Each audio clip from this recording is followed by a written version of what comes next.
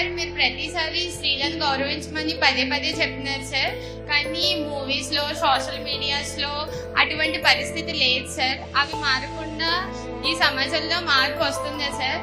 అలానే మేము స్వేచ్ఛగా మాకు నచ్చిన వృత్తిలో గౌరవంగా పనిచేసుకునే అవకాశం వస్తుందా సార్?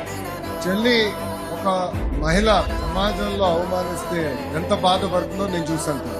ఆ తల్లిని ఆనాడు అవమానించినప్పుడు ఎంత ఇబ్బంది పడిందో నేను కల్లారా చూశాను. జీవితంలో ఏంటంటే అమ్మా, సర్కమ్స్టాన్సెస్ మనం తయారు చేస్తాం. మహిళల్ని గౌరవించాలనేది ఇంట్లో మాకు నేర్పించారు.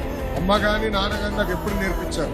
కానీ ఆ రోజు నుంచి ఇది ఒక మూవ్మెంట్ గా చేయాలనేది అలా ఆలోచన వచ్చింది. ఒక మూవ్మెంట్ అంటే కేవలం ఇక్కడ వచ్చి నేను మాట్లాడి వెళ్తాం కాదు, లేదంటే శాసనసభలో మాట్లాడతాం కాదు. స్కూల్ నుంచి కేజీ నుంచి పీజీ వరకు మహిళల్ని గౌరవించాలి అనేది, నరనరాలు ఎక్కించాలనేది ఒక లక్ష్యంగా మేము పెట్టుకున్నాం.